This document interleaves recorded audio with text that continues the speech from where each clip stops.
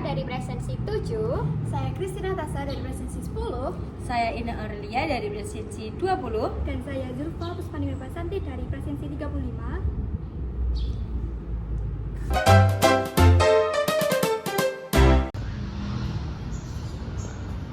Jadi kalian tahu nggak sih apa itu cyber security? Jadi cyber security merupakan proses untuk melindungi sistem, data, jaringan, dan program dari serangan digital. Nah, ternyata cyber security itu penting loh. Kenapa? Karena dapat membantu melindungi data dan informasi penting, menjaga kepercayaan pelanggan, mencegah gangguan operasional, serta mematuhi peraturan dan standar keamanan.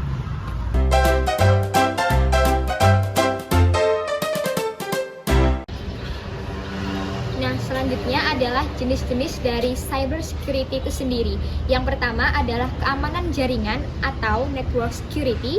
Yang kedua adalah keamanan aplikasi atau application security.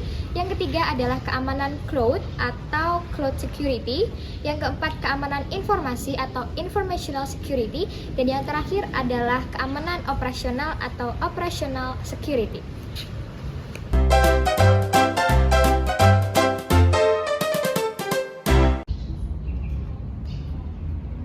Selanjutnya ada cara untuk mencegah kejahatan cyber.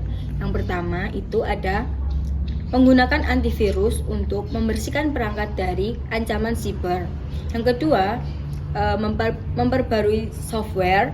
Lalu yang ketiga, menggunakan kata sandi yang kuat. Yang keempat, menghindari dari wifi asing. Lalu yang terakhir, waspada selalu terhadap email yang tidak dikenal. Untuk selanjutnya yaitu peran dari cyber security. Yang pertama, mengawasi, menganalisis dan mengecek sistem keamanan. Yang kedua, melakukan riset, konsep data, dan pembangunan arsitektur keamanan. Yang ketiga, mencari solusi dan memperbaiki masalah keamanan. Yang keempat, meningkatkan sistem keamanan. Dan yang terakhir, melakukan edukasi dan pencegahan.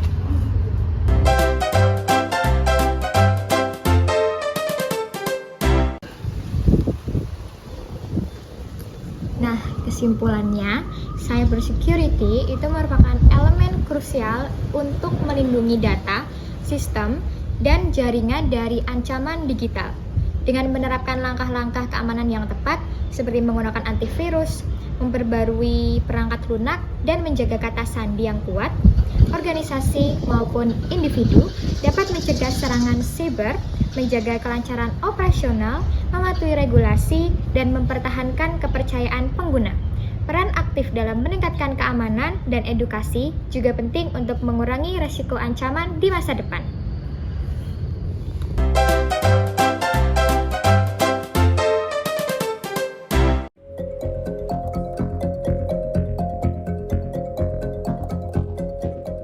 Kebocoran data kembali terjadi. Kali ini data 279 juta penduduk Indonesia peserta Badan Penyelenggara Jaminan Sosial Kesehatan atau BPJS diduga bocor dan diperjualbelikan di situs asing. Data mencakup nomor induk kependudukan, KTP, nomor telepon, email, nama lengkap, alamat, hingga gaji. Data tersebut dijual oleh pengguna forum di situs rightsforum.com dan kini viral di media sosial. Menurut pengamat keamanan cyber Ardi Suteja, kebocoran ini telah dimulai sejak lama karena tidak mungkin terjadi dalam waktu yang singkat. Ardi menjelaskan ada kelalaian sumber daya manusia dalam pengelolaan sistem keamanan data nasabah dalam sebuah lembaga. Karena menurutnya, tidak mungkin lembaga pemerintah atau swasta sengaja membocorkan data pribadi nasabahnya. Hal ini menurut Ardi bisa merugikan lembaga itu sendiri. Dia melihat celah-celah yang ada dalam sistem, ya, di sistem sistem komputer mereka, ya, lembaga yang diretas, dilihat kelemahannya. Tapi memang pasti ada juga unsur orang dalam, artinya kelemahan di sisi SDM-nya. Itu yang biasa dicari, ya. Nggak mungkin orang lantas bisa menerobos suatu sistem pengamanan jaringan komputer, ya, atau server besar gitu, ya, tanpa ada faktor manusia. Ini bukan lembaga yang istilahnya lembaga kecil, ya, mereka pasti juga sudah menanamkan investasi di bidang teknologi yang cukup besar. Nah, kalau sudah lakukan hal semua ini, jadi apa yang menjadi kelemahan di dalam di dalam ekosistem pengamanan data mereka? Ini harus ditelusuri. Nah, apakah benar itu BPJS atau bukan? Kita nggak tahu. Yang jelas data sudah bocor ya. Tidak ada gunanya kita mencari tahu kasak-kusuk ini. Yang jelas data bocor. Menanggapi dugaan adanya kebocoran data, BPJS Kesehatan merilis surat keterangan yang menyebut tengah menelusuri lebih lanjut apakah data yang bocor berasal dari lembaganya atau bukan. BPJS Kesehatan telah mengerahkan tim khusus untuk sesegera mungkin melacak dan menemukan sumbernya.